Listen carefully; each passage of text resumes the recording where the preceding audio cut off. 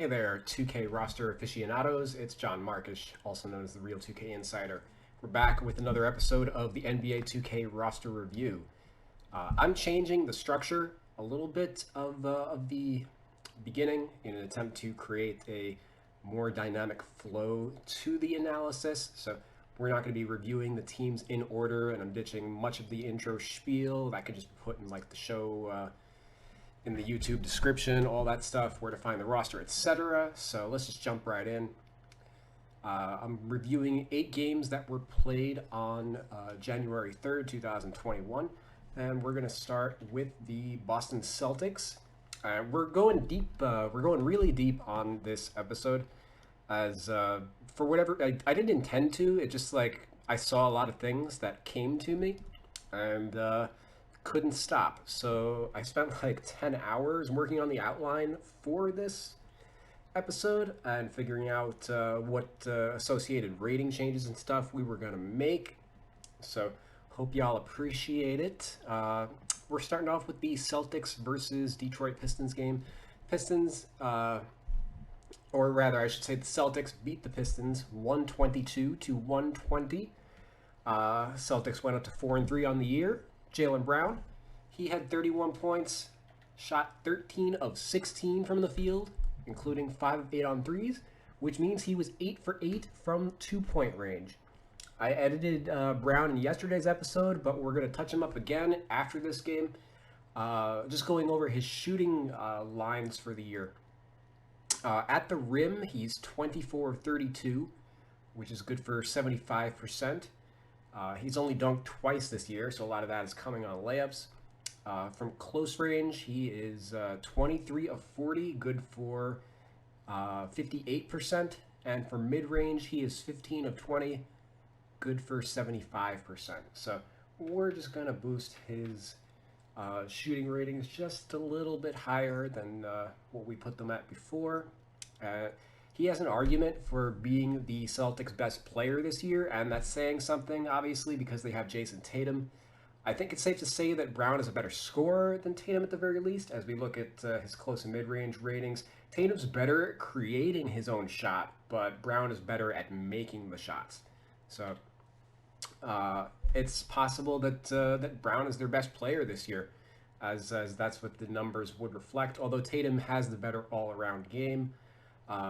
Tatum this year is he's averaging 24 points, 8 rebounds, and 4 assists on the season. In this game, he had 24-8 and a career-high 12 assists. His production is slightly up from last year. I already raised his assist rate based on his playoff production, so it's already accurately rated. No need to adjust there. Rather, it's his rebounding that I'm going to tweak. His rebounding went up despite being moved down in the lineup. From power forward to small forward, and having that happen is a very uncommon occurrence. So we're going to boost his defensive rebound rating by 5 points. So as an example of rebounding decreasing when a player moves down in the lineup, we have Daniel Theis, who moved from center to power forward, and he had a solid game in this one with 15 points, shot 7 of 8 from the field, and 1 of 2 on threes.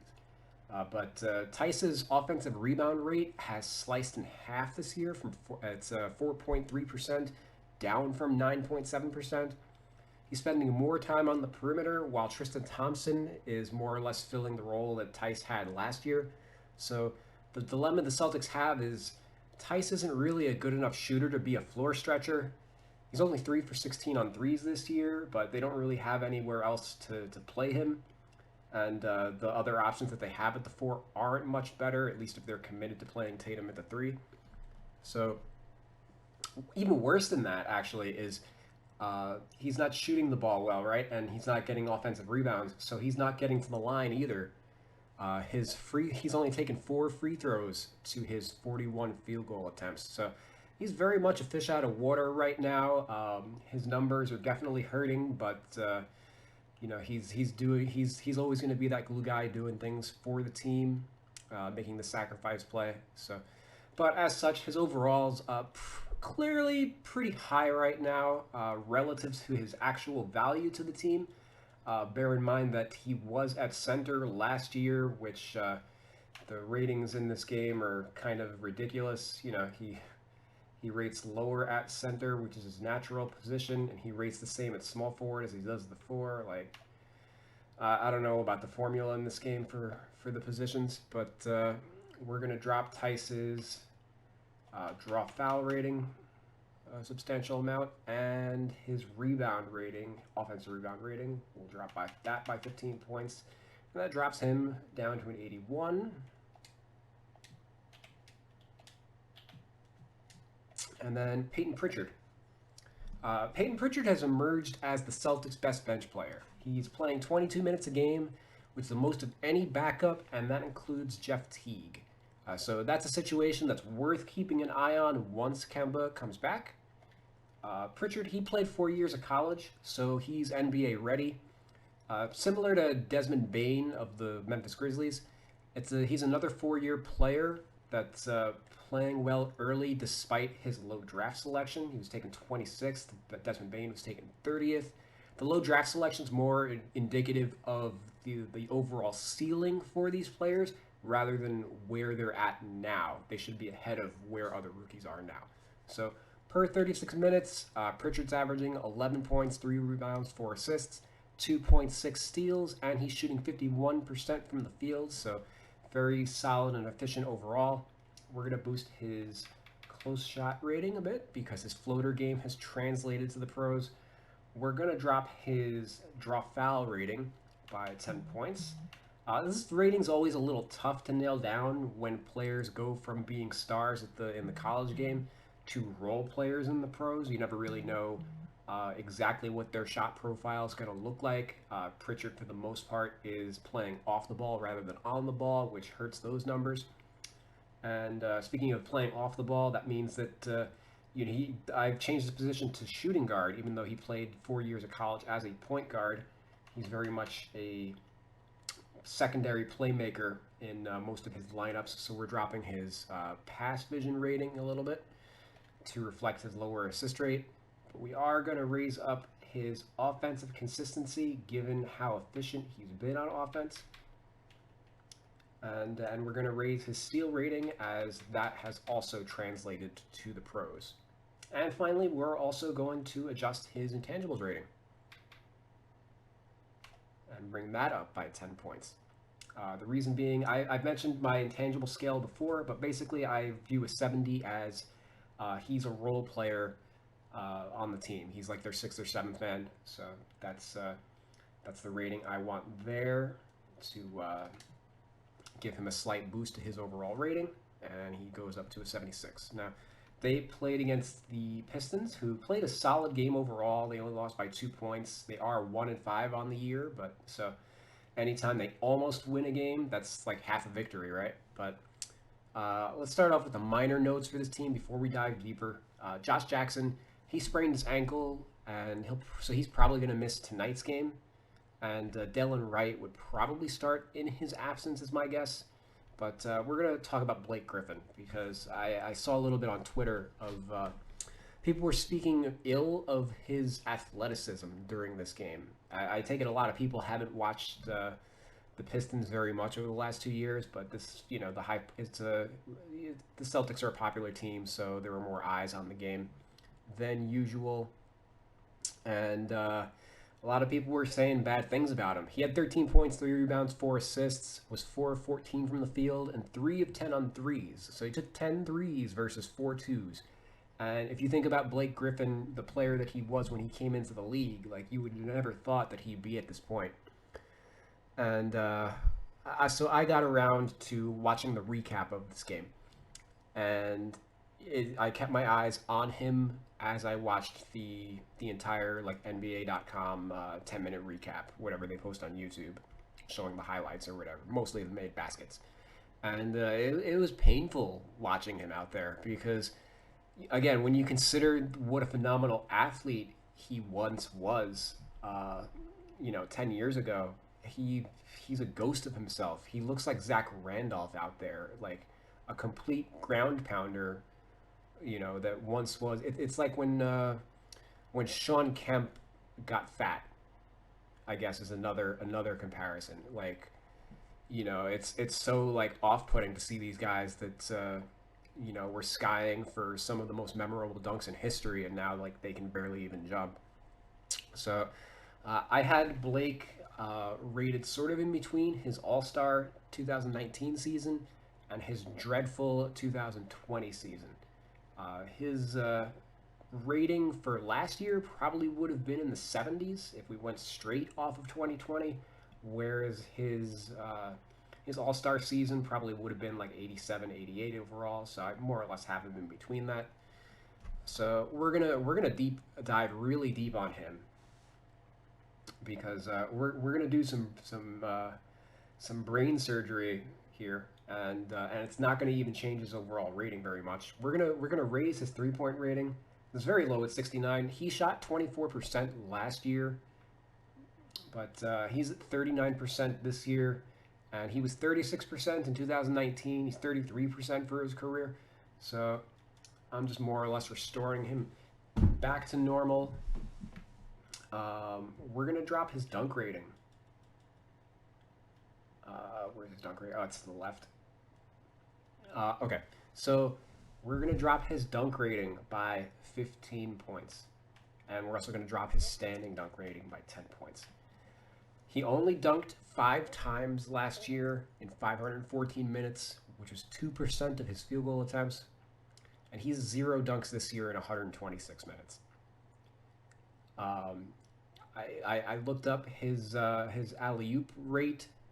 He didn't attempt any alley-oops last year. He hasn't attempted any this year. He only had 8 alley-oops in 2016, or sorry, 2019. So even before he had the injury last year, he was already on the downswing athletically to begin with.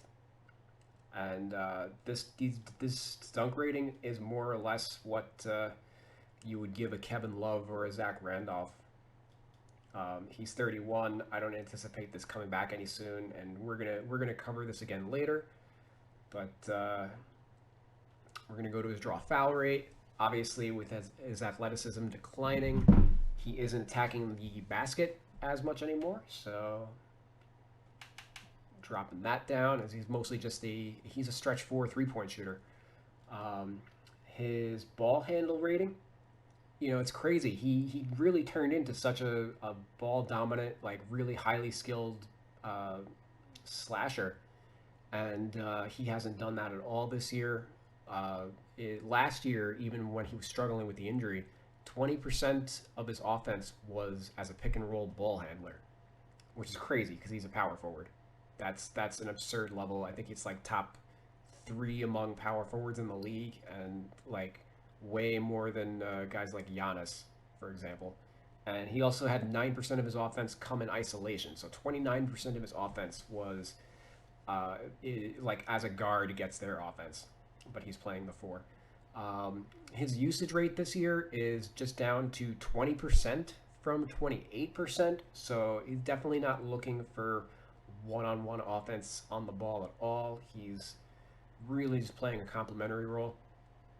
So we're going to drop this by 20 points, which is more or less, instead of being probably one of the best ball handle ratings for a 4-man in the league, this is more in line with like he's skilled, but it's not something that he does very often. Like I think Kristaps Porzingis probably has a 65 ball handle rating is my guess. So he's in that range. He can do it sometimes, but it's not a basis of his game. We're going to drop his offensive rebound rating by a couple points, as he's yet to record an offensive rebound this year. But I'm sure he wasn't really a big offensive rebounder to begin with the last couple of years anyway. So I expect that's going to go back to normal. Like, this is already pretty low. If he grabs a couple, he'll probably be in the upper 30s anyway.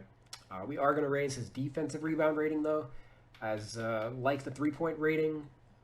This was more or less kept down because of his subpar 2020 season, and we're going to bring it up because he's rebounding at the same rate that he was in 2019, and that has more to do with like his positioning rather than his athleticism. You don't need to be a great athlete to grab rebounds.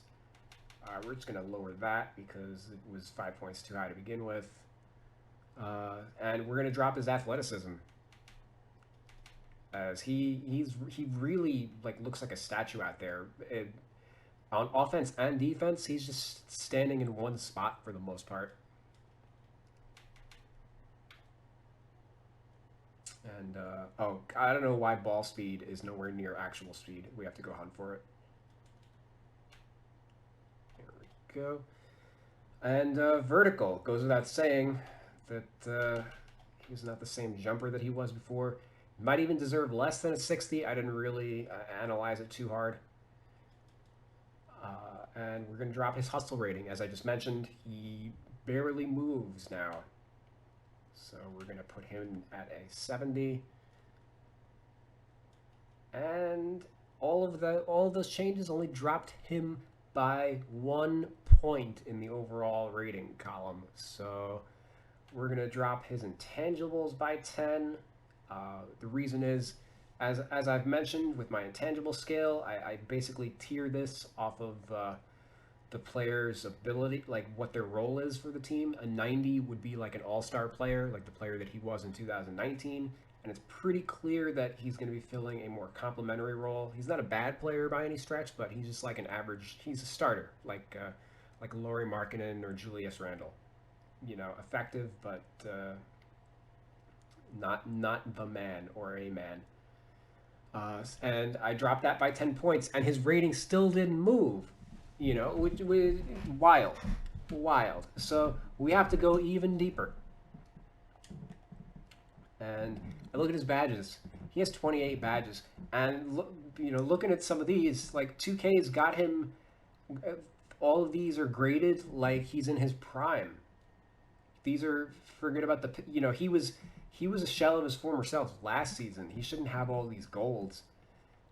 Even when he was an all-star in 2019, he wasn't this good of a finisher. He wasn't this, he had 8 alley-oops in 2019, and they've got him as a gold Lob City finisher. That's not remotely accurate. So we got to jump in and edit some badges. I'm going to do that from the main screen because hunting for them on the quick edit screen is a complete act of futility due to how disorganized it is. So Acrobat completely lost his athleticism. I don't, no. Fast break finisher, where is that? Gold, no. We're taking that away. Completely. Ditto for Showtime. As he not finishing like that no more. And Lob City Finisher is technically, it's a finishing badge, but it's not on that menu. We're dropping that down to not at all. So, what else are we doing? Pick and roller. He hasn't, this one's very deceptive because he's actually been one of the worst pick and roll players from like the last 3 or 4 years. This aspect of his game was always a bit overblown, and it stems from him, the perception that he has of being a pick and roll player stems from him playing with Chris Paul, who is one of the best pick and roll point guards of all time. Maybe this made sense in his younger years, like his first 2 or 3 years in the league, but Griffin since then spent so much time facilitating on the ball that it hasn't really been like a staple of his game. Like ever since he turned 25, he hasn't been a pick and roller really.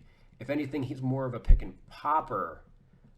He's been, floating. Ever since he started taking threes, he stopped rolling towards the rim.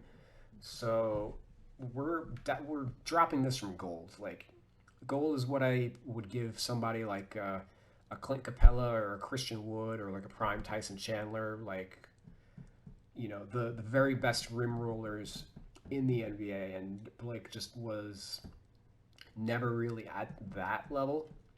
And we're just dropping him to bronze. I like to give bronze to indicate that it's functionally in his bag. Like he does do it. There's something that separates him from like a random like guard. Like no guards have the pick and roller badge. How do we distinguish that? That's how I just prefer to distinguish it. If you do it on the court, I'll give you the badge. So that's just his finishing. We're going to go over to his shooting. As we've mentioned already multiple times, he's become a shooter over the last couple of years. He doesn't have any shooting badges that matter, aside from he's got pick and pop or silver. So we're going to give him catch and shoot because he is a good shooter. We're going to give him difficult shots because he actually takes a lot of step backs and pull-ups. If you've watched his game, he's been a pretty good mid-range scorer and stuff, or just a shooter off the dribble, really over the last 4 years. As his athleticism has waned, he's gotten creative with his shots. We're gonna give him range extender, which might seem a little weird, but he is 4 of 12 from on 30 footers in his career. So he's at the very bare minimum bottom of what I give the range extender badge to. And bear in mind, the 4 of 12 in his career, he only started taking a lot of threes recently, and I think most of those 4 of 12 came probably in 2019. So I just wanted to reflect that he is capable of, he's a shooter. And watching some of this game, there were possessions where he was just standing 30 feet from the basket, so all right, so moving on. Playmaking, he's got a bunch of badges, and I'm cool with all this because even though he's playing a smaller offensive role than he did before, he's still one of the best passers in the league. He's got a great AT ratio for a big man. The only thing we're going to do is take away downhill, which is also known as one-man fast break badge from back in the day. We got retitled to this. He ain't that player no more, so we'll just drop that off him. Which is crazy because I 2 years ago when he was an all-star, I think bronze would have been acceptable for him. You can make an argument for it, but now, nope. Defense, not really known for his defense, and I'm curious how much of his he's very good positionally, but he was never a great shot blocker or anything, and he's not going to become a shot blocker now that he can barely jump. But we're going to drop moving truck down to a silver, brick wall down to a silver, just because I don't get the those badges don't need to be gold. I don't think he's at that level for in either of those areas. When I think moving truck gold, I'm thinking what are we giving? So if we're giving Shaq a Hall of Fame, I think there's middle ground between Blake Griffin and Shaq. You know what I mean? So this we knocked a couple badges off of Griffin. We added a couple more to compensate, so he still has 26 badges. And we knocked him down to 82 overall. He's also got a better archetype, two-way stretch 4. I think that makes sense for him. So that was, hey, I wasn't kidding about going deep dive on this. We're gonna adjust even more on Blake Griffin in a second. But let's go to Jeremy Grant, who's averaging 23 points, 6 rebounds, and 2 assists. We're gonna adjust a bunch of his ratings too, which we already did a little bit. He started off the season at an 80 overall for me. I got him up to an 82. We're gonna tweak him just a little bit more. We're gonna bring his layup rating up by 5 points. He's been attacking the basket well. Basically, he's averaging 23 points, and he's played 6 games. And he was a third or fourth option with the Nuggets, and now with the Pistons, he's playing a much higher offensive role, higher usage, and his shooting percentages haven't really been affected. If anything, he's playing better offensively, so totally cool to adjust him. So layup rating's up. We're going to adjust his close rating up a couple points. He's as I just mentioned, his usage is up, so we're going to boost his ball handle rating. He's creating shot more off the dribble than he was with Denver. We're going to boost his defensive rebound rating by a couple points. that's gone up a little bit. Offensive consistency, we're going to boost that up, which I think we already did once, but we're going to do it again. And he didn't move an overall rating, so very frustrating, right? Of course, I think he was like an 82, like on the dot. We didn't change that much, but looking at what else do you guys notice about Jeremy Grant? Well, Blake Griffin was he had 28 badges, with, you know, and a lot of them golds, like it was like he was in the middle of his prime. Jeremy Grant has 5 badges. What the f? So, and like after this is why the video for me took so long, and why, or during like my writing process, is because like I went really hard on Blake Griffin, and then I realized, oh my god, I just can't leave Jeremy Grant like this with the 5 badges after we just like did all of that with Blake. So, all right, we're gonna give him a couple finishing badges. He's a good finisher, relentless finisher, fast break finisher, and we're gonna give him pick and roller. As like I said, if you can do it, I'll give you that badge. And shooting, he's also a good shooter. He shot like 39% on threes last year with the Nuggets, so catch and shoot makes sense. We're gonna give him pick and popper, as that is how he gets most of his threes. I don't know where it is on the menu. Here we go. And he's regarded as a good defender, so we're just going to give him like bronze clamps. I didn't want to go too crazy here, but we got him up to 11 badges, so we doubled his badge count, and we got him to jump a point in overall rating. You know, job accomplished for the day. I'm sure there's more that we could do, and some of these badges, maybe a couple of these should be silvers instead of bronze. I didn't want to jump too deep into it, as again I said, I spent a lot of time on this and don't want to didn't you know, it's a deep rabbit hole, you know. Roster editing, you'll be there for the rest of your life working on this stuff if you don't learn when to cut it off at some point. So we're going to adjust their tendencies also, because Blake Griffin, he's not playing at an all-star level, and we talked about his usage rate dropping, so that's going to go down. And then we have to do the inverse for Jeremy Grant, who basically, you know, they swapped roles essentially. So Blake, we're going to drop his shot tendency, which is going to help the sim stats, and then we'll head on over to touch tendency, which is basically the gameplay's version of shot tendency. That's a 90. Oh my god. We're going to drop that by 20 points as well to a 70. And for Grant, I guess I could have done shot tendency.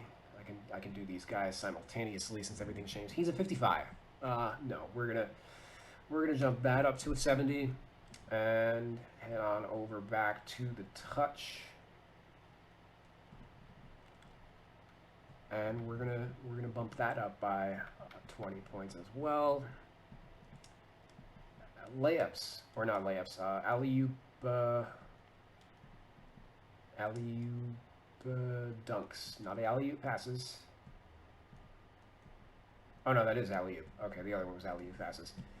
Alley-oop, we're gonna tweak Grant up a little bit, but as we mentioned, Blake does not do alley-oops at all, so, or not anymore at least. We're going to drop him to the floor. The floor for this tendency is basically 25 for reasons I'll get into in another video, but as this one's going to take long enough as is, we're going to have to adjust the rest of Blake's dunk tendencies because he is rated like he's in his prime. So flashy, or no, sorry, there's a standing dunk. Standing, we'll just drop down to a 40 because even last year, I looked at, I watched all of his dunks from last year, a couple months ago, and he didn't have I think he had like one standing dunk the entire year. For the most part, it was just like clear path, fast breaks. He wasn't dunking over any defenders in proximity to the basket, like off a standstill, I guess you could say. And driving dunk, we're going to drop this down to flashy dunk. We're just going to cut that in half. I don't really have too much of an opinion on, like, when he does dunk. I'm sure it'll still be some degree of flashy, but like 99 flashy dunk, he's 31. You know, he ain't that dude anymore. So that is that's all our adjustments for the Detroit Pistons. We're just 2 teams in, guys. 1 game of the 8. So uh, we're gonna head over to the Wizards.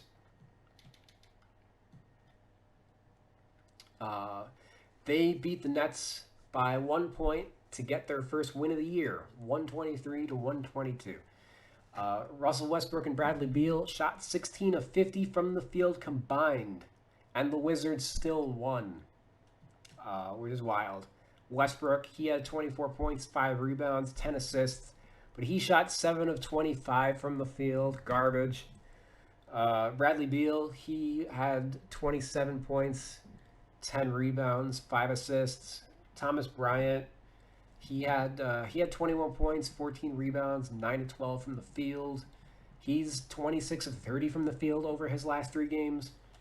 And Bertans and Hashimura, they both had 15, so they got 30 points out of the power forward spot. Going over to Westbrook, we're gonna give him a little bit of a re-rate, and we're gonna look at his stats first for what he's doing this year, what he did last year, and what he did with the Thunder. So this year, he's averaging a triple-double. He's averaging 21 points, 11 rebounds, 12 assists. Last year, with the Rockets, he averaged 27 points, so he's scoring a lot more, but he was down in all the other categories, 8 rebounds and 7 assists. With the Thunder in 2019, he was averaging 23 points, 11 rebounds, 11 assists. So his 2021 production is basically in line with his 2019 production. Like, even his usage rates, his assist rate, his rebound rates, it's all the same. The only thing that's dropped off is his shooting percentages. This year, his shooting line so far is 39, 22, and 69. 22 3-point percent, 39 field goal percent, 69 free throw percent. Last year with the Rockets, it was 47, 26, 76. So he was still finishing at the rim at a respectable rate. And for whatever reason, like before in 2018, Westbrook was an 84% free throw shooter. I don't know what the hell happened in 2019, where when he became the triple double god, like he just forgot how to shoot free throws. And then last year he remembered, and it looks like he's back to like forgetting again this year. But needless to say, like we're basically reverting a lot of his attributes to what they were in 2019. As I said, like through the first 4 games, they're all those numbers are like identical. So we're gonna, including even like his close shot, his for whatever reason with the Thunder, he was like 58%, or sorry, not 58%. He was a 58 rating I gave him. So he was like 27, 28% from close range that year, and he's back down to that.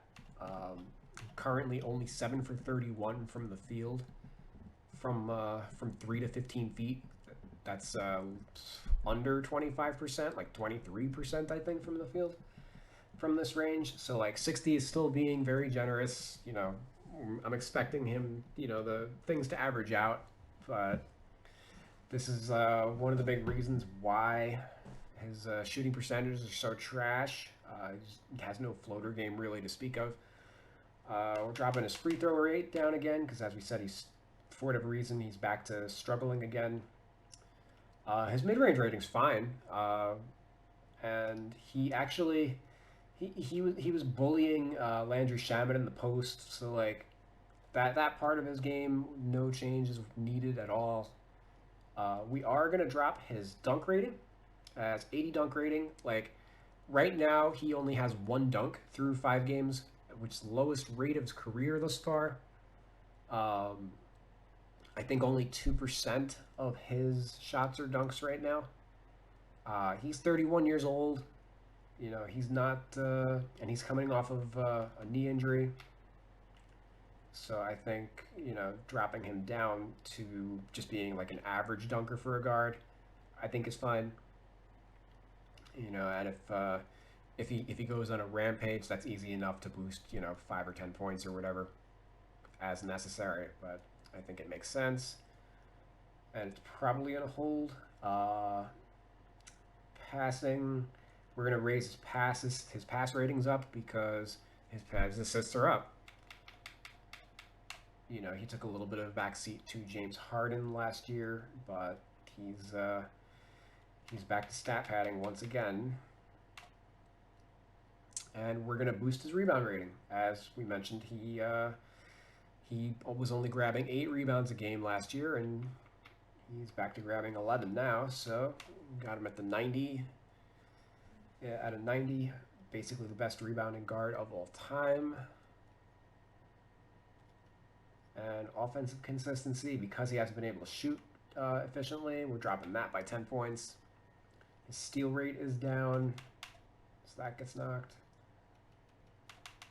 And that also just shouldn't have been that high to begin with.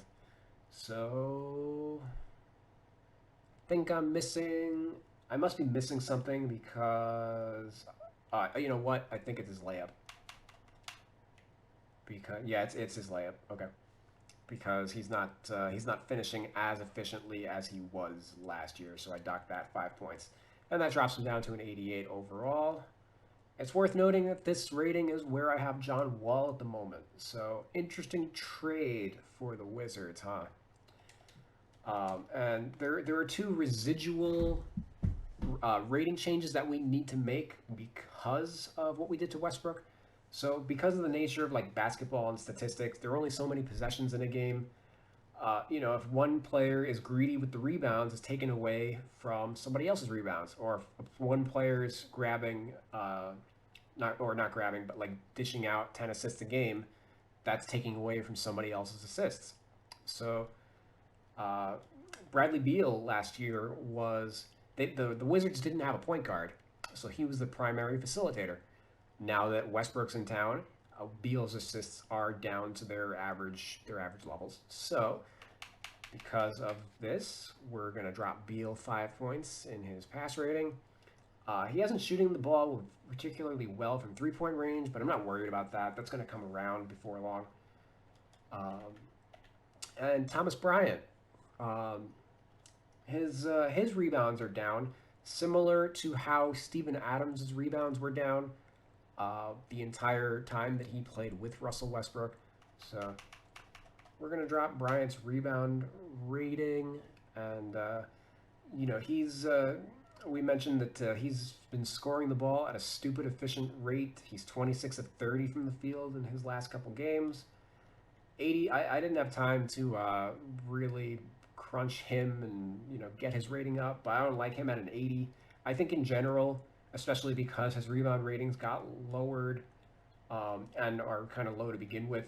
Therefore, the center overall formula doesn't really take into account his abilities as well as they should. He is a stretch 5, and they should value the 3-point rate, the 3-point shot higher than they do like rebounding in 2021 in the modern NBA. So I'm just gonna max out his intangibles just to add a point of overall to him, and then maybe once we do get around to editing him, he'll jump up to like an 82 in the future. But that's all for the Wizards now. Let's go to the Nets. Not a ton of actually, that's a lie. I do have a lot of notes for them too. I haven't had a lot of notes for them previously, but we went in a little bit. Kevin Durant, he had 28 points, 11 rebounds, 7 assists. He's having a better season than what he did with Golden State in 2019. So don't be surprised if he goes up a point or 2 in rating throughout the year. Kyrie Irving, he's having an identical year to what he did last year in Brooklyn. He's putting up, this game, he had 30 points, 5 rebounds, and 10 assists. And he's going to be good for that most of the year. 92 might be a little low, probably like a 93 is my guess. TLC, he had 14 points, was 5 of 7 from the field, 4 of 5 on threes, bounced back from 2 games where he was pretty much a non-factor on offense. So we mentioned that if he didn't get it together, he might have been in danger of losing his spot to somebody else. So looks like he's going to hold on for a little longer. Karis LeVert, he had 6 points, 5 rebounds, 5 assists, was only 3 of 13 from the field, and he's only shooting 37% from the field this year. Going into the year, most people would have thought that he'd be like the Nets' number 3 player, but I think that goes to Jarrett Allen, and it's not particularly close. Allen in this game had 14 points, 11 rebounds, 5 blocks. Did all that on only 3 of 6 shooting from the field. He was 8 for 9 from the line, and he played 25 minutes. He's basically the starter. He's a starter without the title, as he's playing more than Deandre Jordan. Deandre Jordan's only averaging 19 minutes a game. Per 36 minutes, Allen is averaging 15 points and 17 rebounds. He leads the league in offensive rebounding percentage with 17%. That's up from 12% last year. So we're going to boost Allen's ratings. And this is going to be hysterical. We just raised that by 10 points, and his overall rating went up 2 points. We did 10 minutes of brain surgery to get Blake Griffin to drop by 2 points. And literally, we changed Jarrett Allen's rating in 5 seconds. Wild. I also think that I'm not happy with Allen at an 82 overall, as even though he is coming off the bench, I think he has like a Montrezl Harrell type of impact. He's probably going to be the best backup center in the NBA for so long as he comes off the bench. And as mentioned, like DeAndre Jordan's like a starter in name only. So I'm cool with Jarrett Allen having a higher rating, and I want him to have a much higher rating than Jordan. And I think in general, like when you look at other starters, we're gonna raise up his intangibles, as I had it like I had him at the floor to reduce his rating, but I think 84 makes sense. Like guys like Clint Capella or 85 in my roster. I think this is more indicative of just like his overall value. And it's pretty likely that I don't think that DeAndre Jordan's going to start the entire year. Anyway, eventually I think they're going to make that change, unless maybe they want Jarrett to contend for like 6th man of the year. But we're gonna tweak DeAndre Jordan too, and this is also going to be stupid. DeAndre, for what it's worth, is having the worst statistical season of his career. His offensive rebounds have bottomed out. He's basically the opposite of Jarrett Allen. Jarrett Allen's went up by 5%. DeAndre Jordan's have gone down by 5%, from 12% to 7%. And his career average is 13%. So, like, he's right now, through the 6 games or whatever, he's rebounding at half the rate of what he did for his career. So, we're going to drop his offensive rebound rating and his defensive rebound rating, and once again his rating dropped by 2 points in about 5 seconds. We had to jump through rings of fire for everybody else, but just edit the rebound ratings. That's the secret. So that's all my Nets notes. We're gonna head on over to the Lakers. And it was about here in, hour number 5, probably, of me working on this. I was like, I got to speed it up a little bit. But fortunately, the Lakers we have not changed a single rating on this team yet through 7 games. And it's because they've been remarkably consistent. There's just, all my changes are, I'm not like nitpicking each player after every game. I'm just more or less looking at, trying to find players that have definitively improved or regressed relative to last season. And the Lakers are completely stable. LeBron, he had 22, 13, and 8. Anthony Davis had 17, 9. 17 points, 9 rebounds, 3 steals, 3 blocks. Harrell and Schroeder, Marcus Gasol, these guys, KCP, they're all putting up the same production that they did last year. It's great from an editor's perspective. Worth noting, KCP and Caruso did not play in this game, so Kuzma started and LeBron started the game at shooting guard before he subbed out. I believe Wes Matthews came in for him, and that's why I'm considering him a shooting guard for this game. And then he came in as Schroeder's backup at the 1. So he was a shooting guard, point guard in this game. Does it all. Oh, and sorry, I don't think I fired off the score for that game, but they beat the Grizzlies 108-94. The Grizzlies obviously lacking in star power due to all the injuries that they've suffered. So obviously they were overmatched against the defending champs. At the time of this recording, not of this game, they signed Tim Frazier with their hardship exception.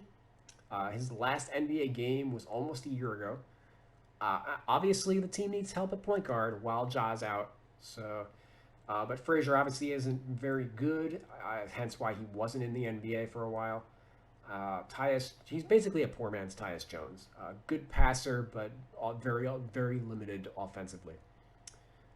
Only 2K can apply the hardship exception to contracts. So for now, I have Winslow on a Euro stash to go over the player limit. I believe I can add the hardship exception with by doing some my league manipulation by downloading the player DNA and then uploading it over my version of Frazier in the roster. We'll see. I have to test that once they make that change. Xavier Tillman, he made his debut. He had 6 points on 3 of 3 shooting. And Kyle Anderson, he had 18 points, was 7 of 19 from the field, and was 1 for 8 on threes. So not a very noteworthy line aside from the 8 threes that he took. He took a career high 85 threes last year. He's at 35 now through 6 games.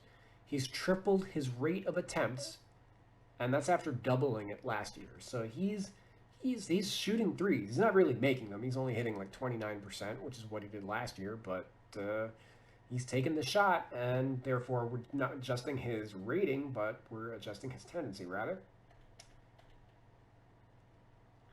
So we're just gonna double his tendency,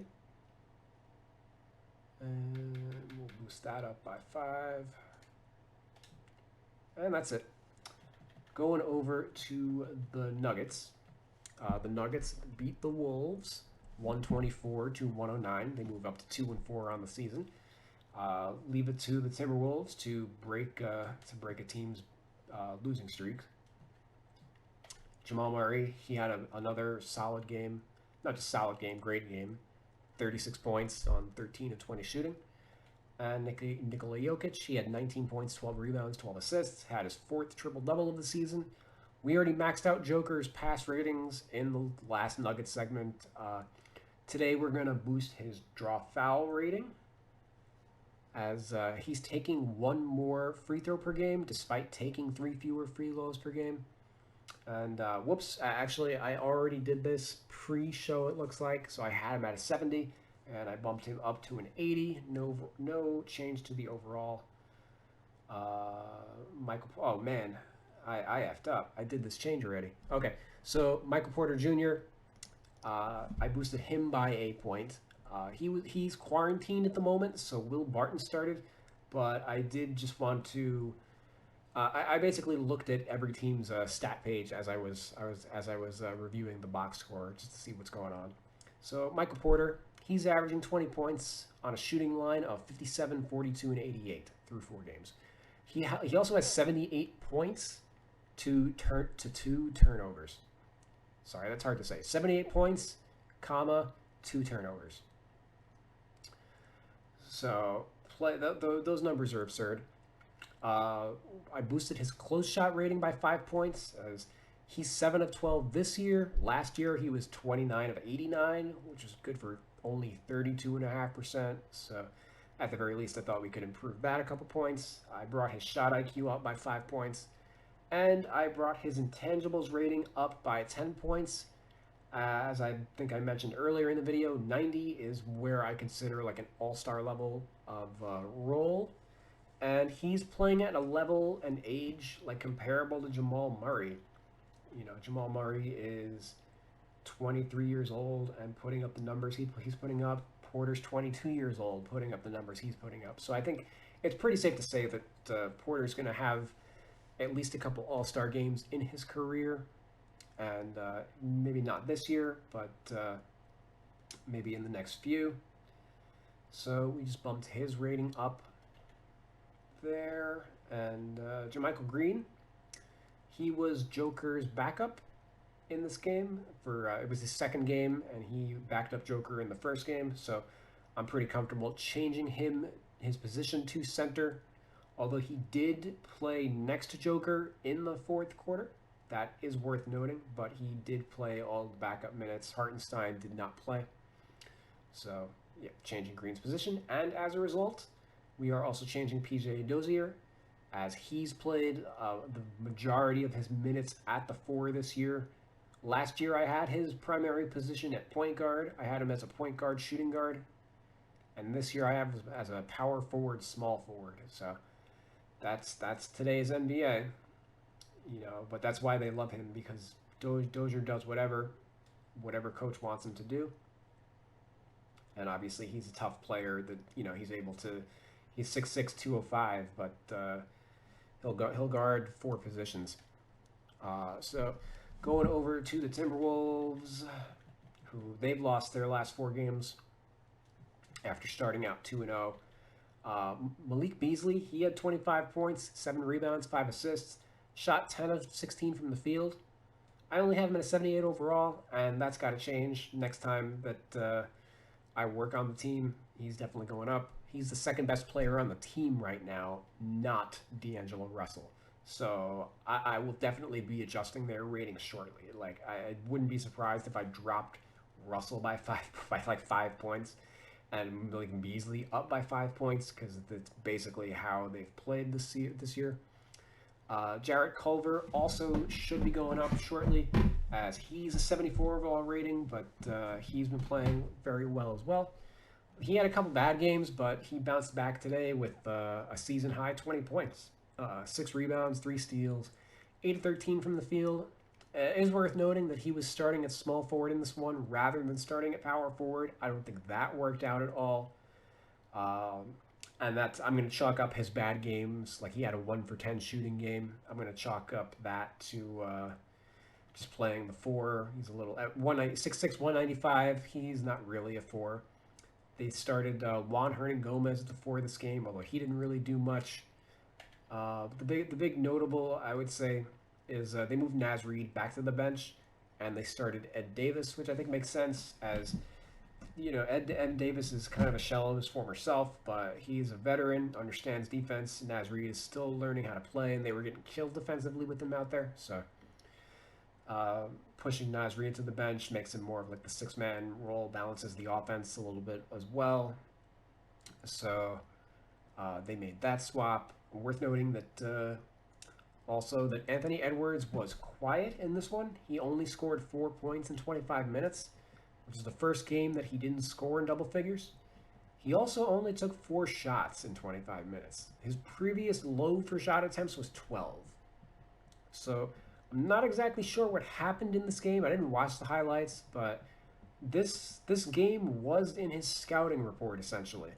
Some games he's just not going to be engaged. Like, there are games in college where he was dropping 30, and then there were games like this where, you know, he was just like, whatever. And I think this was the first time we saw that out of him in his career. So let's head on over to the Jazz. They beat the Spurs 130 to 109. Bojan Bogdanovic, he broke out of a shooting slump. He had 28 points on 10 of 13 shooting, 6 of 7 on threes. And Donovan Mitchell, he continued to score, but not efficiently. He had 22 points, 4 rebounds, 9 assists. He's averaging 20 points and 5 assists, but only shooting 37% from the field. So if that continues, he'll probably see a couple points shaved off his overall. Royce Neal, he had a solid game also. 11 points, 11 rebounds, and 5 assists. And heading over to the Spurs. Kelden Johnson, he had 22 points on 10 of 16 shooting. DJ Murray, he had 4 points on 1 of 13 shooting. Absolutely brutal game. We did boost up his rating in the last episode, but that was just focusing on his passing. Maybe some of these ratings go down in the near future. We'll see. Worth noting that Derek White is back from his... he had toe surgery during the offseason and wasn't ready to start the year. He came back, not in this game, he sat out, but he played the previous game. He's coming off the bench until he gets in game shape, but maybe his presence will help take some pressure off of DJ once he's at full speed. Heading over to the Bulls, they beat the Mavericks 118 to 108. Zach Levine, he broke out and had his best game of the year. 39 points, 6 rebounds, 5 assists. Shot 14 of 25 from the field. And Kobe White finally had a good shooting game with 23 points on 7 of 14 shooting, 4 of 9 on threes. Daniel Gafford, he was also pretty good with 12 points on 3 of 3 shooting in 19 minutes. Got a little bit of extended run with Wendell Carter Jr. struggling.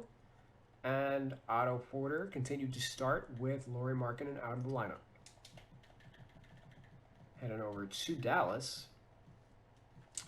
Luka did not play in this game.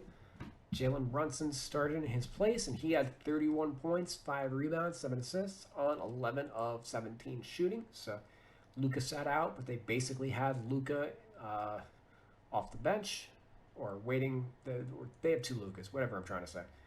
But they lost this game.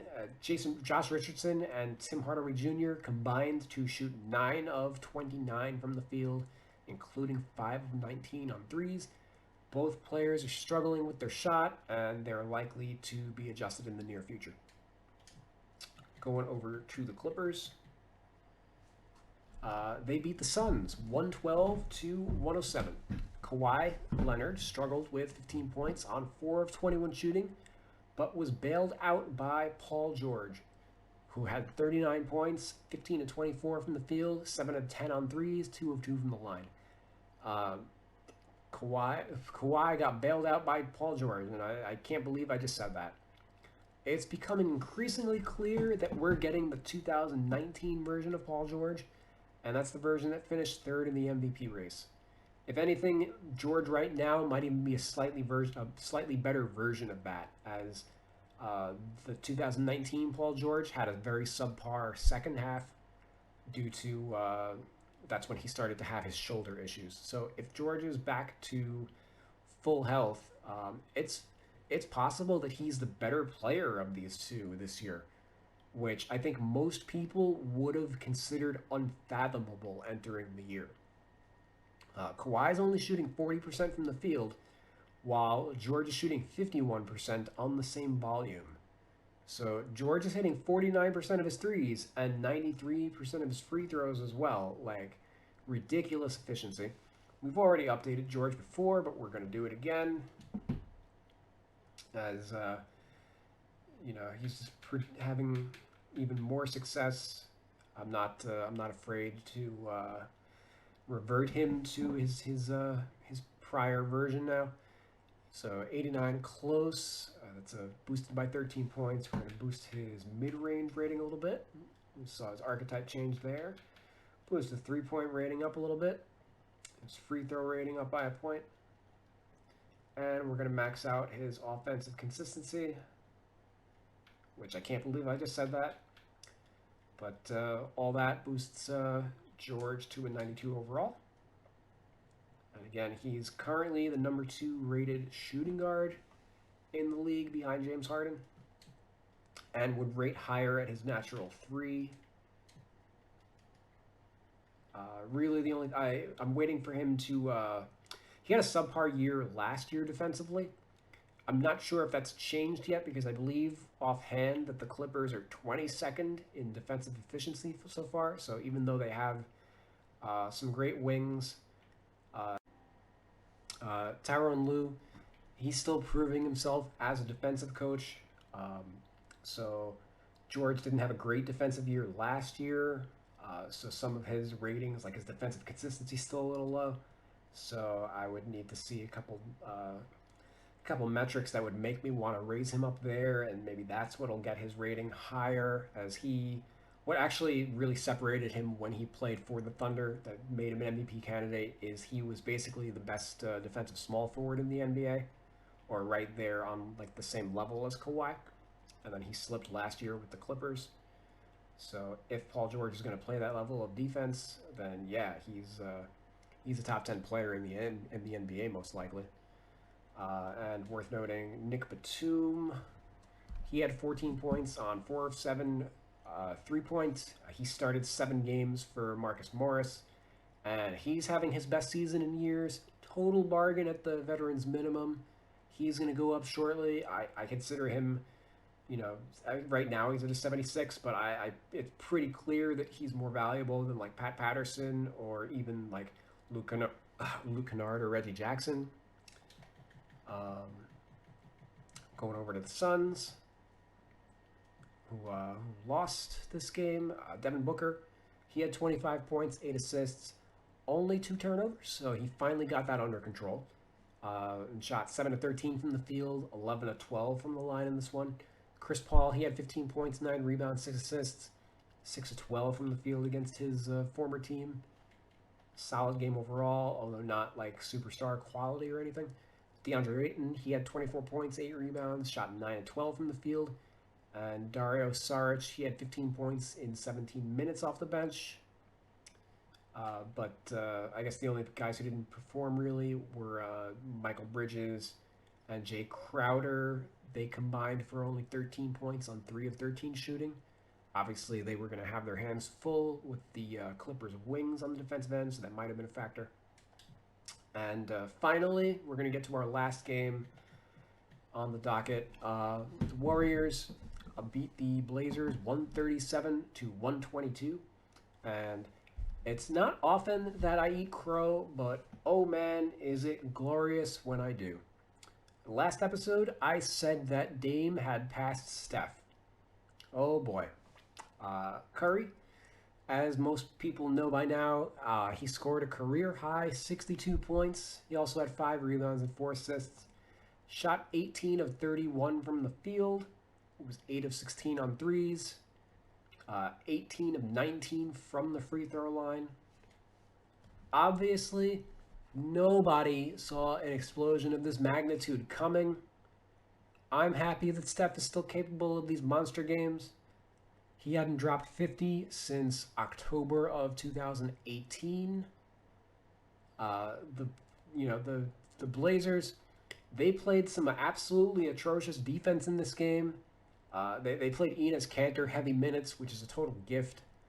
And this definitely wasn't vintage Steph Curry, like pulling up from 40 feet and stuff, but he still had to hit some tough shots in this game, and give him credit. It's not, not anybody walks into an NBA gym, regardless of who the defense is, and drops 62.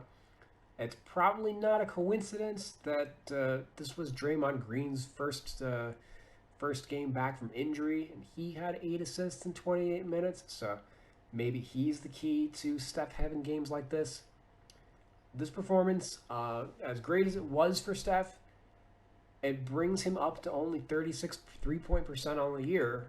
So all this performance does is cancel out the bad games that he's had that would have otherwise been in like an impending rating drop.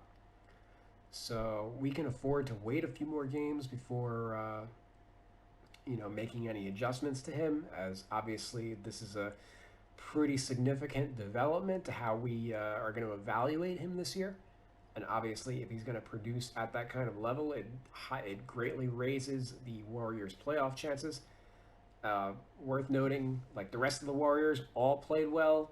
The Blazers are trash defensively. Andrew Wiggins had 21 points on 8 of 16 shooting. Kelly Oubre had 17 points on 7 of 13 shooting. These guys were struggling really bad entering the year, and you know that if Kelly Oubre is having a good game against you, you know you suck. James Wiseman, he had a solid game after a couple mediocre ones, 12 points, 11 rebounds, and 6 of 9 shooting. And even Eric Pascal off the bench had 11 points on 5 of 6 shooting. So basically everybody got theirs, but especially Steph. And also on the Wiggins and Oubre note, they started off slow, but they've been starting to come on. So I'm not going to adjust their ratings as of yet, as Oubre's stat line is really ugly, but I do think he's coming around. It doesn't make I don't want to drop him down to a 77 and then just have to undo what I did a week later. But going over to the Blazers, our last team, Dame Lillard, he had 32 points. CJ McCollum, he had 28 points. So between the two of them, they combined for 60 points on 20 of 47 shooting. Just to reiterate, Steph Curry had 62 points on 18 of 31 shooting. Enes Kanter, who we mentioned, he had 24 points and 12 rebounds, shot 8 of 12 from the field. He did all that in only 24 minutes. He's a stat machine. He's leading the league with 68% from the field. He's leading the league in field goal percentage, I should say, with 68%. He's back to his usual self after a completely lost season in Boston. Just obviously, he can't defend worth a damn. So that wraps it up for this edition of the 2K roster review. I hope you guys liked this episode, as a lot of work went into it. Could have been a little more concise, I suppose, but we roll with the punches as they come. Is there a player that you think is going to go up or down in rating after the first week of the season? Or I guess now we're heading into week 2 of the season. Leave a comment, please. And be sure to subscribe so that you don't miss an episode of 2K roster content. This is your Real 2K Insider signing off. I'll see you guys tomorrow.